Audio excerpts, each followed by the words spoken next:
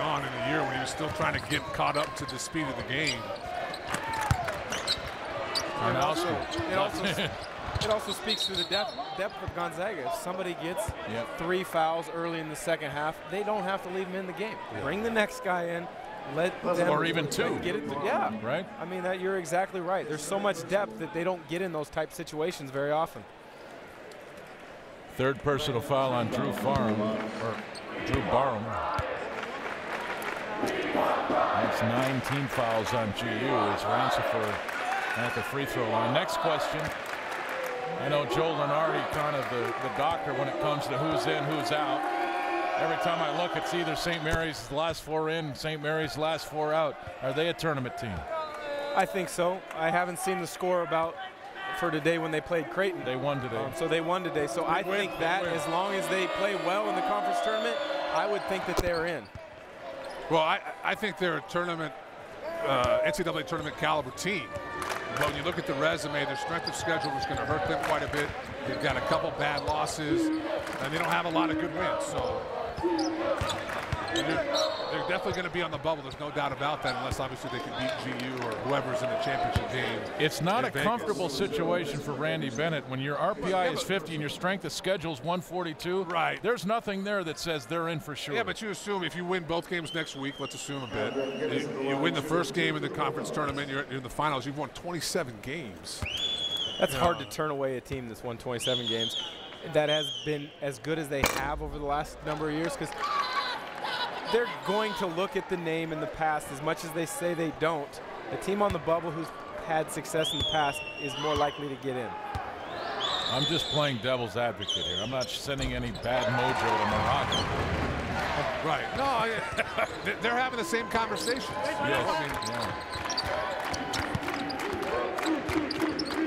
And St. Mary's has been left out before, gentlemen, with 26 wins. That's right. That's right. That's a good call. I forgot about that. I should point out, that was a great team too. Simpson and Sam Hamm in the middle. Yeah. I remember Patty Mills. That was a shock. Patty Mills. That's when Patty Mills broke his hand here in the kennel. For a nice teardrop. I should point out, everybody at home probably thinks all these numbers are living in my head, but the great Brock Salzman is listening to us. He's a tremendous statistician. I say something about something, and within seconds, there's a slip of paper in front of me with numbers on it. He seems to always be a step ahead of us. He is. He's like a great point guard playing with great vision. That was a block by Glenn Guinness, guys. I said it one of our last games. I think Grant Guinness is going to be a star here at GU. I think he could be a 18-point, 20-point a night guy. See here, I think it's easy 2 points. That looks clean. A late call from the official, but you see the length. And that's not a play that Pangos and Bell and Stockton can make defensively. Cal can do that, along with Eddie and Mike Hart showing some of that as well. But what you see is Gonzaga's up 31 points at this point. He could easily just concede the 2 points. That's not what this team is doing. That's not what they're preparing for. They're preparing to play all 40 minutes, and that shows you right there that they're looking to continue to improve and do big and better things.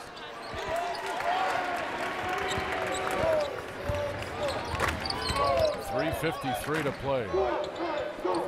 USD on a 12-5 run. Karnowski left-hand jump. No good.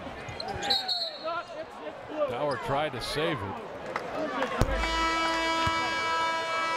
3:43 to play in Spokane. Gonzaga trying to get to 27-2 when we come back.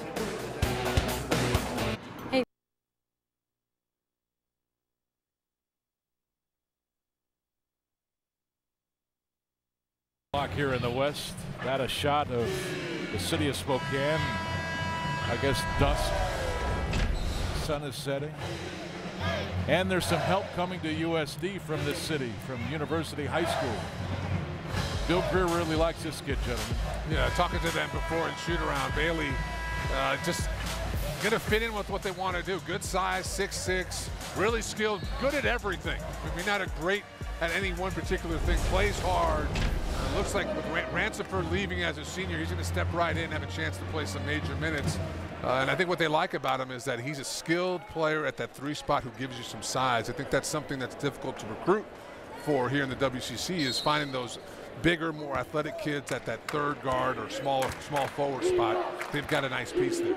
He would be here tonight, except he's playing in a game against Enumclaw.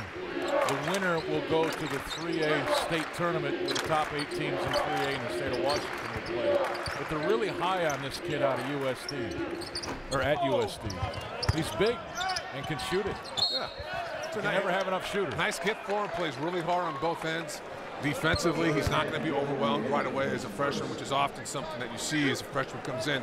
Maybe offensively, they can pick things up, but that defensive end, there's a real jump when you get to this level. I think he's probably physically able to step in and compete on that end. They're very, very happy to have gotten him, and obviously a kid out of Spokane. This is Trey Guidry, a freshman out of Houston, Texas. 6'6", 215. This ball, Barham with the rebound. Should point out that the general manager of the Polish national team is also in attendance tonight. Watching Shemek Karnowski play. There's DeLandrietti. Got it to Dower. Missed it. Barham with the rebound. Create space. Got it out to Eddy for 3. That's short. There's Karnowski. You want him dribbling it out, or you want him flushing it? I'd like him to go right back up with it, but hey, kick it out. Let's get another opportunity, score 2 points. I think Shemek turned the corner on Wednesday night. I was able to come to the game, sit near the baseline, and I saw him play more physical than he has all year. I think he's starting to realize how big he is, how strong he is, and he's looking for contact rather than receiving the contact. He's starting to deliver the contact. I think that bodes well for GU in the tournament. Wow, that shot way off by Guidry. Fans will let him have it on that one. Dan, you probably missed a few, right? Grant Guinness returns the favor at the other end. Well, that's something I don't know if I've ever seen in my life. Air ball at one end, come back down with a good shooter, air ball it at the other end. Kyle felt bad, right? So. Sam Dower checks out. He's replaced by number 14, Brian Baskar, a walk-on out of Monterey, California. 6'2", 185. You heard the roar of the crowd, that's why. One thing I want to see out of Brian today is the few minutes he's gotten this year, he's passed up some open shots. I mean, take advantage of your opportunities when you're out on that floor, young man. Spoken like a true gunner. Hey, if you're open, shoot the ball. I can hear the conversation, with Dan. Hey, make that extra pass. I'm open here, man. It's 28 feet. This is a good shot. I can make it as good 40. As it gets, Few. 34 is good enough. Well, one of the things that Coach Few has always said to me about my game is when I come back to practice and watch and hang out a little bit, he always says, you know what, Dan? You're the third worst defender we've ever had in this program. I said, thanks a lot. I appreciate it. At least I'm not the worst. Rem Backamus also on the floor now, number 15. Who are the worst? He said Adam Morrison and Derek Ravio, but for me and Adam, you know what? Saving energy, right? We're going to outscore our guy, Coach. Don't worry about it too much. Minute 35 to play.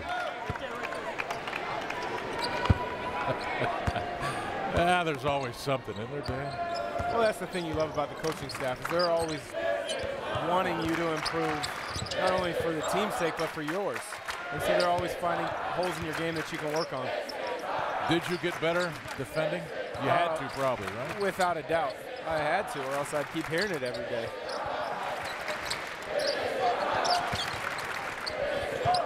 There we go. Baskar with a deflection. Backamus picks it up. Reward him. Oh, the deflection. Guidry got back. He waited too long. And free throws coming. USD really earning their trips to the free throw line here in the second half. But it's still a 30-point game. Rem's father, Bill, high school coach at Mar. Probably not too happy with Rem's turnover there. Time now to announce tonight's player of the game, presented by A to Z Rental. No job too big or too small. With 7 convenient locations, we rent everything. Let A to Z Rental be your most valuable player And there he is, Kevin Pangos, 18 points tonight on 6 of 8 shooting, 3 of 5 from behind the arc, 3 rebounds and 2 assists. Kevin Pangos, A-to-Z player of the game. Bhaskar has his shot blocked. And there you see the way Koch can get up for USD. Pinned it on the board. Bhaskar, the rebound.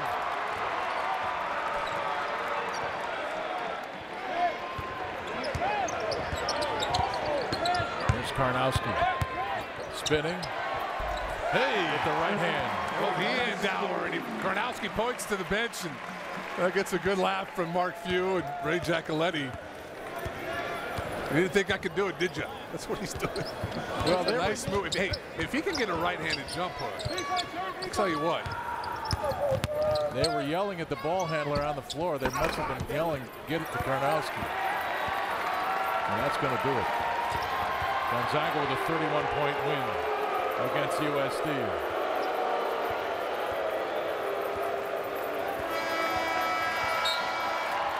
Bill Greer and Mark Few will meet. Kyle Bankhead, Mike Burns, a lot of Spokane roots on that coaching staff for USD. Okay, guys, we've got about a minute and a half. Gonzaga now 27-2. They're 14-0 in the West Coast Conference. Sky's the limit, obviously, right? You win by 43 on Wednesday. Tonight, you beat a team by 31.